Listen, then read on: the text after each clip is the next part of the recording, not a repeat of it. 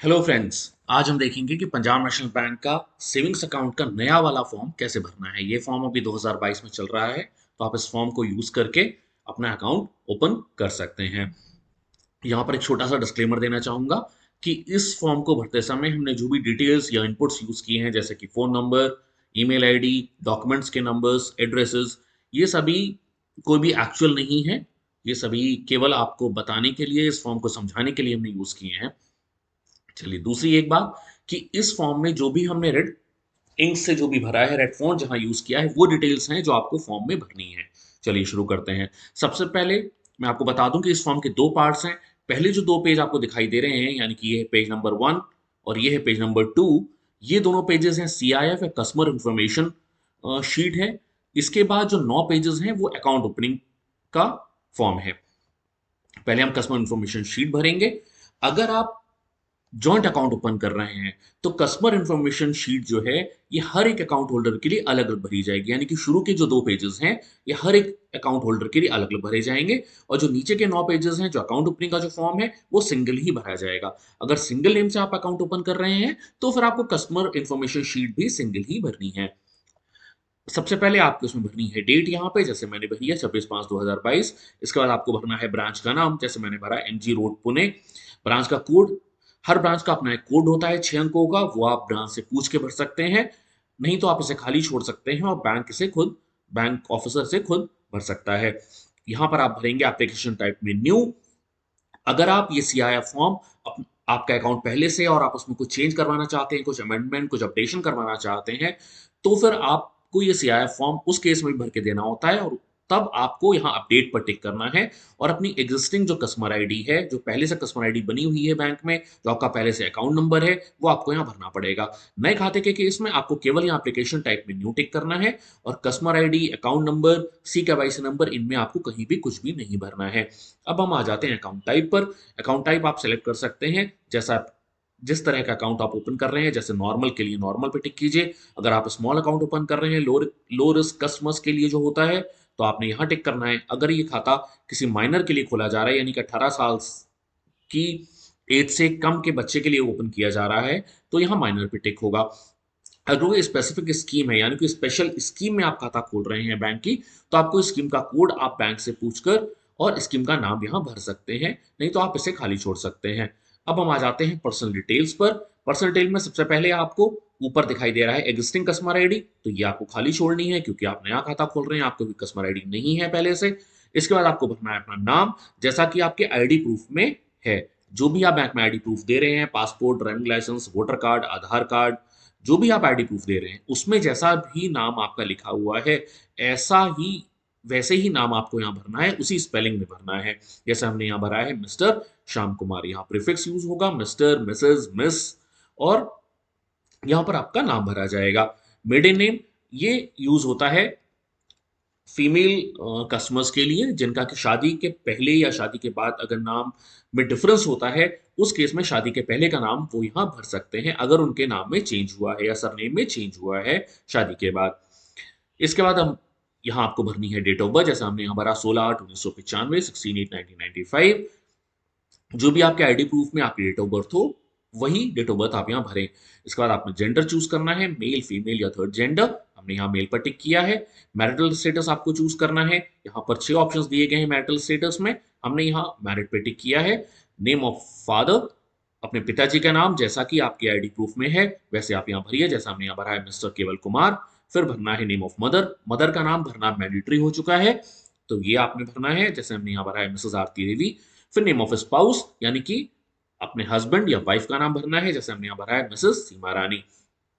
Name of depend number of dependents, यानी कि आपके ऊपर कितने लोग आपके परिवार में आश्रित हैं, हमने यहाँ भरा है 2। इसके बाद खाता खोलने वाला अगर इलिटरेट है, तो यानी कि निरक्षर है यदि, तो उसे यस पर, तो यहाँ यस पर टिक किया जाएगा, नहीं तो नो पर टिक किया जाएगा। और निरक्षर होने की स्थिति में, यानी कि अगर खाता खोलने वाला इलिटरेट है, तो यहाँ उसे अपना आइडेंटिफिकेशन मार्क भी बताना होगा।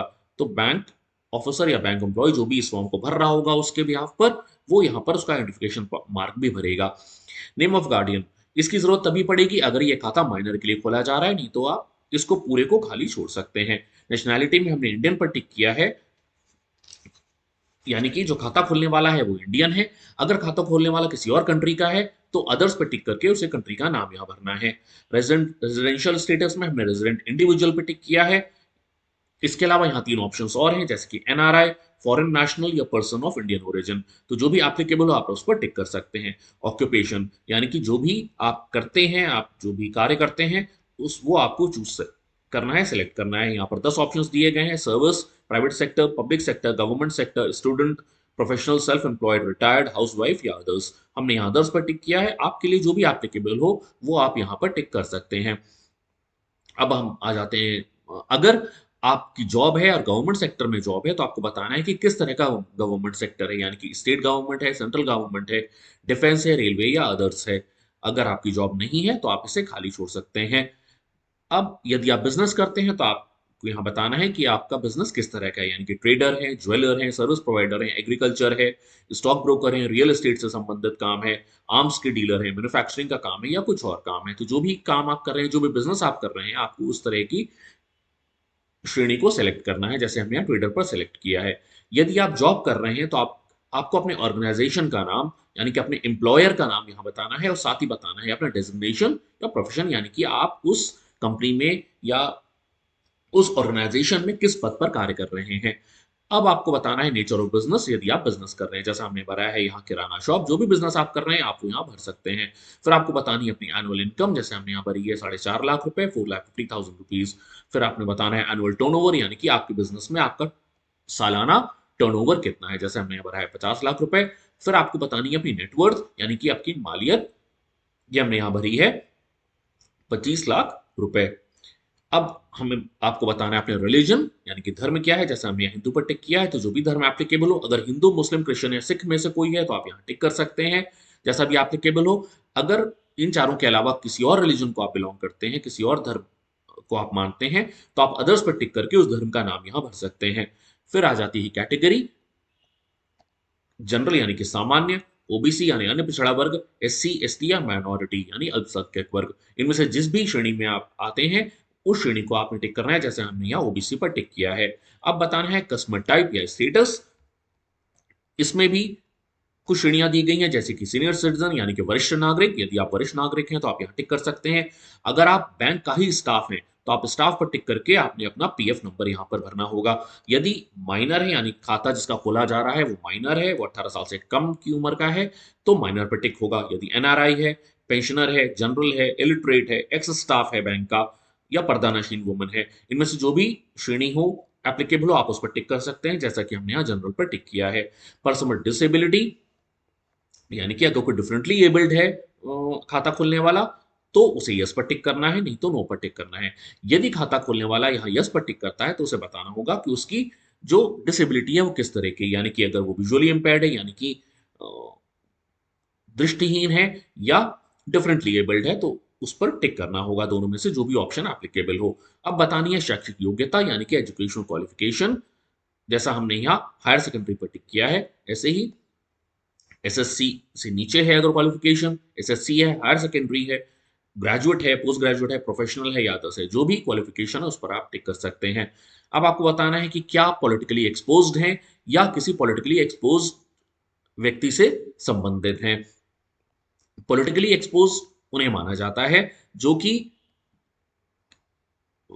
किसी फॉरेन कंट्री में किसी प्रोमिनेंट पब्लिक फंक्शन के लिए उनको नियुक्त किया गया हो, जैसे कि head of state, government, senior politician हो, सीनियर गवर्नमेंट में पदस्थ हो, या इस तरह के किसी भी पद पर आसीन हो, तो वो पॉलिटिकली एक्सपोज माने जाते हैं। और अगर आप किसी ऐसे व्यक्ति से सीधे सीधे संबंधित हैं तो भी आपको यहाँ पर टिक करना है, नहीं तो आप नन पर टिक कर सकते हैं, जैसा कि हमने किया है।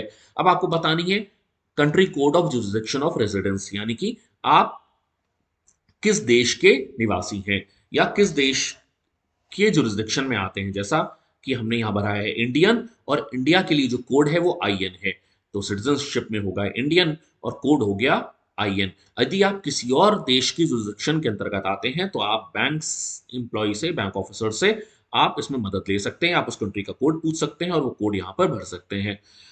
अब आगे आपको बताना है कि क्या आप इंडिया के अलावा भी किसी और देश के टैक्स रेजिडेंट हैं, और यदि ऐसा है तो फिर आपको यहाँ नो पर टिक करना है। ध्यान दीजिएगा फ्रेंड्स, यहाँ पर ये पूछ रहा है country of tax residence India only and not in any other country और टेरिटरी आउटसाइड इंडिया। यानी कि अगर आपका जो टैक्स रेजिडेंसी है वो केवल इंडिया की है तो आपने यहाँ यस टिक करना है, और इंडिया के अलावा किसी और देश की भी यदि टैक्स रेजिडेंसी आपके पास है तो आपने यहाँ पर नो टिक करना है। और यदि आप यहाँ नो टिक कर रहे हैं तो इसके नीचे इसी फॉर्म में एक FATCA का एक फॉर्म दिया गया है, डिटेल्स दी गई हैं, उन डिटेल्स को आपको भरना होगा, उसे फटका फॉर्म भी कहते हैं, वो हम आगे देखेंगे। और अगर आपकी जो टैक्स रेजिडेंसी है, जो टैक्स एप्लीकेबिलिटी है वो केवल इंडिया में बनती है तो आपको यहाँ यस पर टिक करना है, और इस केस में आपको फटका वाला फॉर्म नहीं भरना होगा। अब आपको बताना है अपना पैन नंबर। यहाँ पर जैसा मैंने पहले ही बात की, ये पैन नंबर, ये एक्चुअल पैन नंबर नहीं है, केवल आपको बताने के लिए हमने इसको यहाँ पर यूज किया है। तो यहाँ पर आपको भरना है अपना पैन नंबर और साथ में अपने पैन कार्ड की कॉपी भी बैंक में देनी होगी। और यदि आप पैन नंबर नहीं देते हैं तो फिर आपको एक फॉर्म 60 है जो कि आपको इसी फॉर्म में आगे दिखेगा, उस फॉर्म को भर भर के आपको देना होगा। अब हम आगे चलते हैं, ये हो गया CIF का पहला पेज। अब हम आ जाते हैं सेकंड पेज पर CIF के। सेकंड पेज में सबसे पहले आपको बतानी है कॉन्टैक्ट डिटेल्स अपनी, यानी कि मोबाइल नंबर। यहाँ पर आपने भरना है अपना मोबाइल नंबर। फिर बतानी है आपको ईमेल आईडी, यदि आपके पास ईमेल आईडी है तो, और यदि नहीं है तो आप ईमेल आईडी छोड़ सकते हैं, खाली छोड़ सकते हैं उस जगह को। ऑल्टरनेटिव मोबाइल नंबर, यानी कि कोई दूसरा मोबाइल नंबर आपके पास है या किसी परिवार में किसी सदस्य का आप मोबाइल नंबर यहाँ देना चाहते हो तो आप यहाँ दे सकते हैं। आपकी ऑफिस का लैंडलाइन नंबर, घर का लैंडलाइन नंबर यदि आपके पास है तो आप यहाँ दे सकते हैं। अब आपने बतानी है अपनी प्रूफ ऑफ आइडेंटिटी और एड्रेस। अब ये बहुत ही इंपॉर्टेंट, बहुत ही विशेष है, इसको ध्यान से थोड़ा सा सुने कि आरबीआई के केवाईसी नियमों के अनुसार 6 ऐसे डॉक्यूमेंट्स हैं जिनको आइडेंटिटी और एड्रेस प्रूफ के लिए आप बैंक में जमा कर सकते हैं। ये 6 डॉक्यूमेंट्स हैं: passport, voter ID card, driving licence, NREGA job card, national population register द्वारा जारी किया गया ई लेटर, या proof of possession of Aadhaar number, यानी कि आपका आधार कार्ड। तो इन 6 डॉक्यूमेंट्स में से आपने कोई डॉक्यूमेंट बैंक में देना है जिससे कि आपका आइडेंटिटी और एड्रेस वेरीफाई बैंक कर सके। जैसा हमने यहाँ टिक किया है ड्राइविंग लाइसेंस के ऊपर। अब जो भी डॉक्यूमेंट आप बैंक में देंगे, जैसे यदि आप पासपोर्ट देते हैं तो आपको अपने पासपोर्ट का नंबर यहाँ भरना है, ड्राइविंग लाइसेंस देते हैं तो ड्राइविंग लाइसेंस का नंबर यहाँ भरना है, जैसे हमने यहाँ ड्राइविंग लाइसेंस का नंबर भरा है। उसके बाद आपको ये बताना है कि जो भी डॉक्यूमेंट आपने दिया है वो किसने जारी किया है। जैसे ड्राइविंग लाइसेंस अक्सर आरटीओ इशू करता है तो हमने यहाँ भरा है आरटीओ लखनऊ। यदि आप आधार कार्ड देते हैं तो आधार कार्ड को यूआईडीएआई इशू करता है तो आप यहाँ यूआईडीएआई भर सकते हैं। इसके बाद आपको बतानी है कि उसको जारी करने की तारीख क्या है। जैसे हमने ड्राइविंग लाइसेंस को जारी करने की तारीख यहाँ भरी है 18/12/2015। साथ ही बतानी है एक्सपायरी डेट, जैसे पासपोर्ट पर ड्राइविंग लाइसेंस के ऊपर एक्सपायरी डेट भी होती है, यानी कि वो कब तक वैध है, तो एक्सपायरी डेट आपको यहाँ भरनी है। अगर आपको ऐसा डॉक्यूमेंट देते हैं जैसे कि वोटर आईडी कार्ड दे रहे हैं या आधार कार्ड दे रहे हैं तो उस पर कोई एक्सपायरी डेट नहीं होती है तो आप इसे खाली छोड़ सकते हैं। इसके बाद आपको बतानी है एड्रेस डिटेल। एड्रेस डिटेल में भी दोस्तों आपको वही एड्रेस यहाँ भरना है जो जिसका की प्रूफ आपने ऊपर दिया है। तो पहले आपको बताना है कि वो एड्रेस किस प्रकार का एड्रेस है, यानी कि क्या वो आपका रेजिडेंशियल और बिजनेस एड्रेस दोनों है, या वो आपका केवल रेजिडेंशियल एड्रेस है, केवल बिजनेस एड्रेस है, आपका रजिस्टर्ड ऑफिस है, या आपका ओवरसीज एड्रेस है। वो उस पर टिक करने के बाद में, जैसे हमने हमने यहाँ रेजिडेंशियल पे टिक किया है, उसके बाद आपको यहाँ पूरा पता अपना भरना है। जैसा हमने यहाँ भरा है, यहाँ पे आप पता भरेंगे। इसके बाद आप अपना सिटी यानी शहर का या गांव का नाम लिखेंगे, जिले का नाम या डिस्ट्रिक्ट का नाम भरेंगे। इसके बाद प्रदेश का नाम भरेंगे, जैसा हमने यहाँ भरा है उत्तर प्रदेश। पिन कोड यहाँ भरेंगे और देश यानी कि इंडिया हमने यहाँ भरा है। ध्यान रखिएगा दोस्तों कि इसमें कोई भी आपको कॉलम खाली नहीं छोड़ना है, ये पूरा फिल होना चाहिए।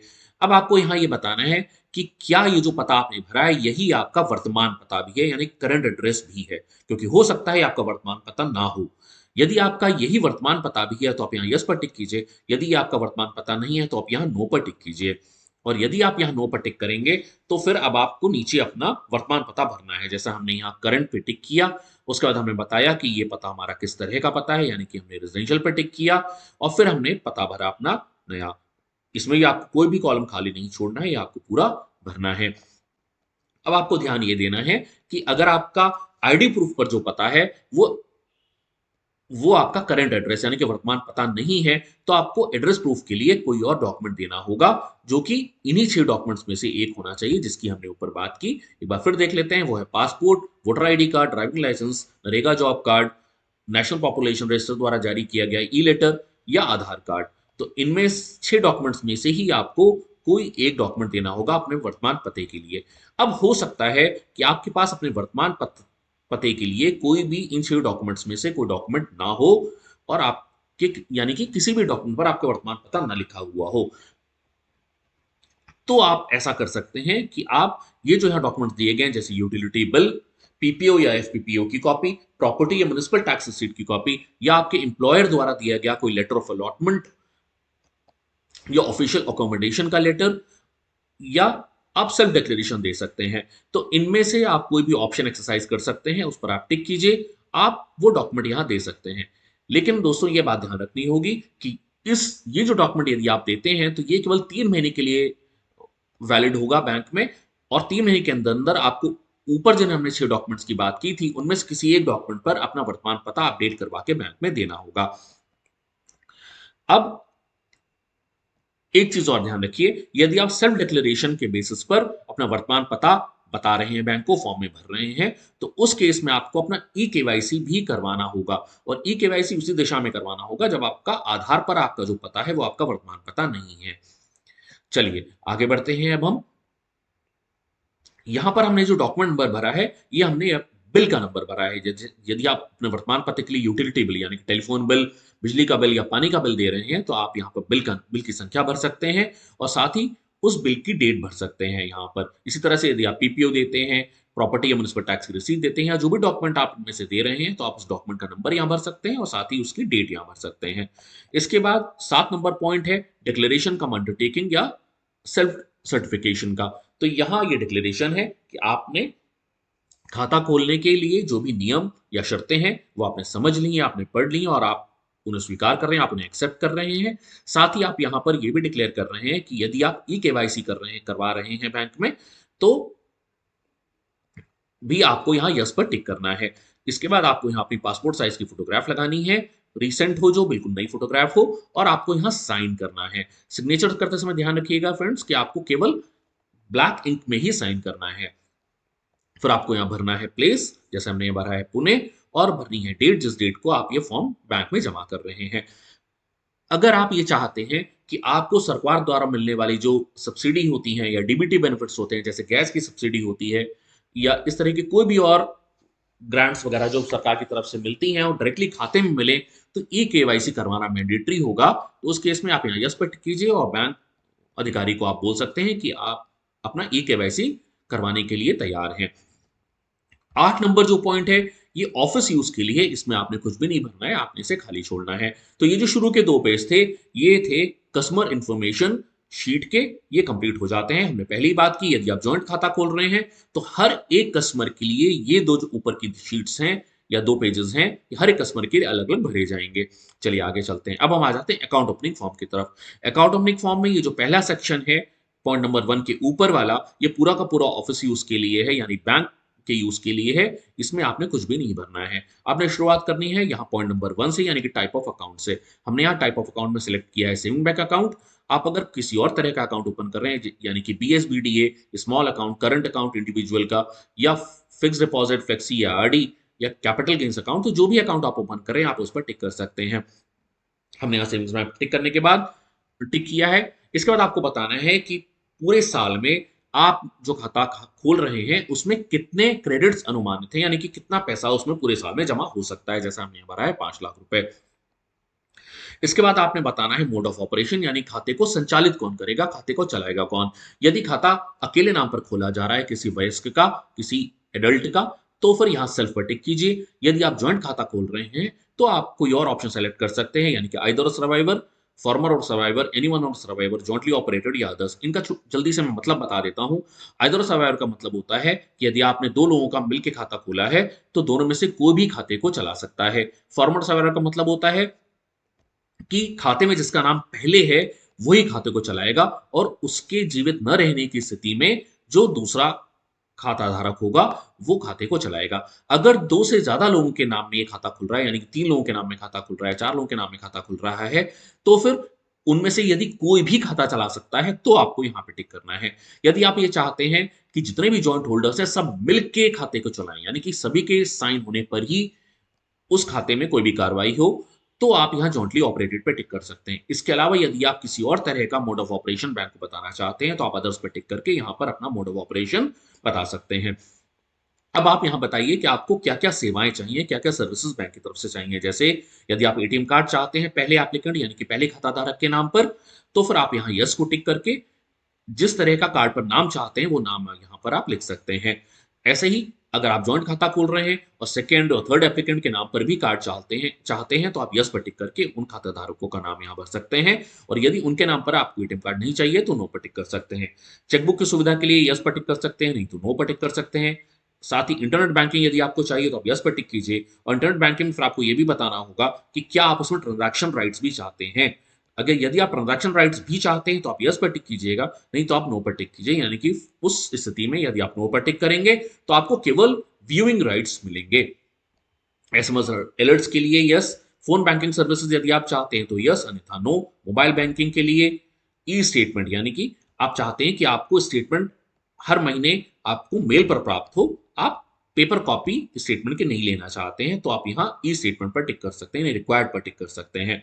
यदि आपको पासबुक की आवश्यकता है अकाउंट के लिए तो आप यस पर टिक कीजिए, नहीं तो नो पर टिक कर सकते हैं। इसके बाद हम चलेंगे आगे। ये जो अगला ब्लॉक है, पॉइंट नंबर जो 4 है वो है फिक्स डिपॉजिट्स के लिए। तो हम चूंकि सेविंग्स अकाउंट खोल रहे हैं तो हमें इसको भरने की आवश्यकता नहीं है। पांचवा जो पॉइंट है वो auto sweep, prudent sweep, smart roamer current account के लिए है, ये भी हमें भरने की आवश्यकता नहीं है। 6 नंबर पॉइंट है recurring deposit, flexi deposit, systematic investment deposit की, इसको भी आप खाली छोड़ सकते हैं क्योंकि हम सिंपल सेविंग्स अकाउंट खोल रहे हैं, नॉर्मल सेविंग्स अकाउंट खोल रहे हैं। 7 नंबर पॉइंट बहुत ही इंपॉर्टेंट पॉइंट है, ये है नॉमिनेशन का। यदि आप अकेले व्यक्ति के नाम पर खाता खोल रहे हैं तो आप नॉमिनेशन जरूर करें। इसमें आपको कैसे भरना है मैं बता देता हूं। इस फॉर्म का नंबर होता है फॉर्म TA1। रजिस्ट्रेशन नंबर आपको नहीं भरना है, ये बैंक अधिकारी द्वारा भरा जाएगा। आपको भरना है यहाँ पर नाम यानी कि खाता खोलने वाले का नाम, जैसे हमने भरा है श्याम कुमार। यहाँ पर आपको भरनी है वो शाखा यानी कि ब्रांच का नाम, जिस ब्रांच में आप खाता खोल रहे हैं, जैसे हमने भरा है MG रोड पुणे। यदि आप चाहते हैं कि नॉमिनी का नाम पासबुक के ऊपर प्रिंट होकर आए तो आपको यहाँ टिक करना है, नहीं तो आप इसे खाली छोड़ सकते हैं। अब आपको बताना है कि आप किस तरह के खाते में नॉमिनेशन कर रहे हैं। हमने यहाँ जैसे भरा है सेविंग्स अकाउंट। अगर आपका खाता पहले से खुल चुका है, आप केवल नॉमिनेशन फॉर्म भर रहे हैं, तो आप अपना खाता नंबर यहाँ भर कर दीजिए। यदि आप नया खाता खोल रहे हैं तो फिर आपको यहाँ इसको भरने की आवश्यकता नहीं है। अब आपको यहाँ बताना है अपने नॉमिनी का नाम, यानी आप किसे नामित कर रहे हैं। जैसे हमने यहाँ भरा है सीमा रानी। फिर नॉमिनी का मोबाइल नंबर यहाँ भरना है, जैसे हमने यहाँ भरा है। यदि नॉमिनी माइनर है तो उस माइनर की डेट ऑफ बर्थ आपको यहाँ भरनी है, नहीं तो आप इसे खाली छोड़ छोड़ दीजिए। फिर आपको बताना है कि नॉमिनी की खाता खोलने वाले के साथ रिलेशनशिप यानी कि संबंध क्या है, जैसा हमने यहाँ भरा है वाइफ, और साथ ही बतानी है उसकी एज। यदि नॉमिनी माइनर है तो फिर आपको एक गार्डियन को भी अपॉइंट करना पड़ेगा और उस गार्डियन की डिटेल्स आपको यहाँ भरनी पड़ेगी, उसका नाम, पता, एज आदि, नहीं तो आप इसे खाली छोड़ सकते हैं। इसके बाद आपको अपना यहाँ पर साइन करना है। यहाँ पर खाता धारक का साइन होना है, नॉमिनी का साइन नहीं होना है, ये चीज ध्यान रखिएगा।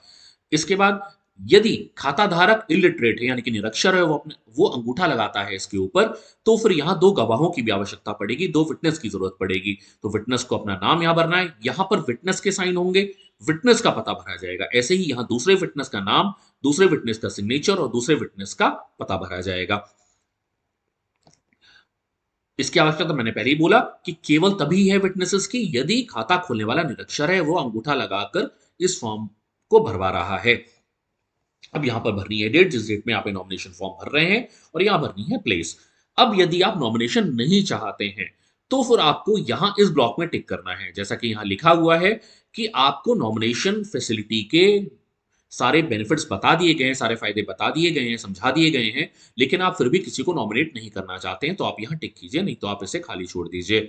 फिर से यहाँ पर खाता खोलने वाले का दस्तखत होगा, सिग्नेचर होगा। नॉमिनी का साइन मैं फिर बता दूं कहीं भी इस फॉर्म पर नहीं होता है। आगे चलते हैं। 8 नंबर पॉइंट फिर से एक डिक्लेरेशन का है, जो कि इसी खाता खोलने के नियमों के संबंध में है, खाता चलाने के संबंध में है, माइनर के खाते के संबंध में है। तो इन नियमों को पढ़ने के बाद में फिर से यहाँ खाता धारक का साइन होगा, अकाउंट खोलने वाले का साइन होगा। यदि जॉइंट अकाउंट खोला जा रहा है तो फिर सेकंड जॉइंट होल्डर का साइन यहाँ, थर्ड जॉइंट होल्डर का साइन यहाँ पर होगा, और इसी तरह से यहाँ पर भी यदि जॉइंट अकाउंट ओपन हो रहा है तो यहाँ पर और यहाँ पर सेकंड और थर्ड एप्लीकेंट का साइन होगा, और यहाँ इसी तरह से यहाँ पर सिग्नेचर्स होंगे। आगे चलते हैं। इसके बाद जो अगला ब्लॉक है ये ऑफिस यूज के लिए है, इसमें आपको कुछ भी नहीं करना है, ये बैंक द्वारा भरा जाएगा। अब हम बढ़ते हैं पेज नंबर 5 की तरफ। पेज नंबर 5 ये खाता खोलने के लिए जो नियम और शर्तें हैं ये उनकी पूरी लिस्ट है, आप इसको पढ़कर और इसमें नीचे आप यहां साइन कर सकते हैं। First account holder, second account holder और थर्ड अकाउंट होल्डर के साइन यहां पर होंगे। इस 5 नंबर पेज का जो नीचे वाला पार्ट है ये DA1 का एक्नॉलेजमेंट है, यानी कि जो नॉमिनेशन फॉर्म आपने ऊपर भरा है यदि, तो उसका एक्नॉलेजमेंट है। यदि आप नॉमिनेशन कर रहे हैं खाते में तो इसको लेना ना भूलें। बैंक ऑफिसर खाते की डिटेल भरकर, नॉमिनी की डिटेल भरकर अपना साइन करके आपको ये देगा, तो आप इसे सुरक्षित रख सकते हैं अपने घर पर। आगे चलते हैं। इसके बाद दिए गए हैं सेविंग्स बैंक के नियम। इन नियमों को भरकर पढ़कर फिर से खाता धारक का यहाँ साइन होंगे। First account holder, second account holder और थर्ड अकाउंट होल्डर के सिग्नेचर्स यहां पर किए जाएंगे। अब हम आ जाते हैं पेज नंबर 7 पर। पेज नंबर 7 है फॉर्म नंबर 60, जिसकी हमने ऊपर बात की थी कि यदि आपके पास पैन कार्ड नहीं है तो फिर आपको ये फॉर्म भरना है, नहीं तो आप इसे खाली छोड़ सकते हैं, इसको भरने की आपको जरूरत नहीं पड़ेगी। पेज नंबर 8 पर आपको दिया गया है कि अगर आप फॉर्म 60 दे रहे हैं तो फॉर्म 60 में जो आप एड्रेस अपना भर रहे हैं और आइडेंटिटी के लिए आपको जो डॉक्यूमेंट दे सकते हैं आप, उन डॉक्यूमेंट्स की लिस्ट यहां पर दी गई है। इसकी भी जरूरत नहीं पड़ेगी अगर आप पैन दे रहे हैं, पैन कार्ड की कॉपी बैंक को दे रहे हैं, पैन नंबर अपना इस पर डिक्लेयर कर रहे हैं। एनेक्जर 2 अगला पेज है, ये भरा जाएगा उस स्थिति में यदि जो खाता खुल रहा है वो माइनर का है, यानी कि 18 साल से कम एज के बच्चे का है, नहीं तो आप इसे भी खाली छोड़ सकते हैं। आगे चलते हैं।